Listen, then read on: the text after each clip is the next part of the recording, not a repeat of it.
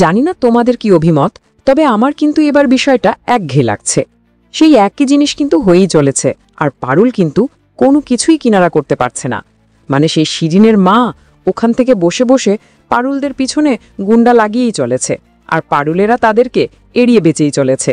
আর প্রত্যেকটা এপিসোডে তারা একটা করে নতুন ক্লু পাচ্ছে ঠিকই, কিন্তু যখনই তারা সেখানে পৌঁছাচ্ছে আবার নতুন করে আরও একটা ক্লু পাচ্ছে। এইভাবেই একের পর এক এপিসোড কিন্তু পেরিয়েই যাচ্ছে, আর প্রত্যেকটা এপিসোডে পারুল আর রায়ানের মধ্যে একবার করে ঝামেলা বাঁধছে।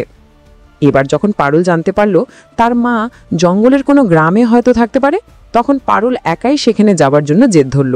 রায়ান যখন তাকে বারণ করল, তখন সে সবার সাথে ঝগড়া করে একাই বেরিয়ে পড়ল। এইবার শিওর একটা কোনো গন্ডগোল সে বাঁধাবে এবং রায়ান গিয়ে তাকে বাঁচাবে।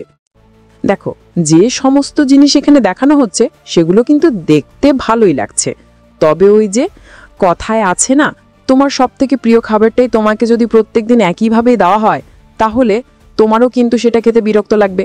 আমার এখন চিন্তা একটাই, এই একই জিনিস বারবার দেখে দেখে দর্শকেরও না সেই একইভাবে বিরক্ত লাগাটা তৈরি হয়ে যায়।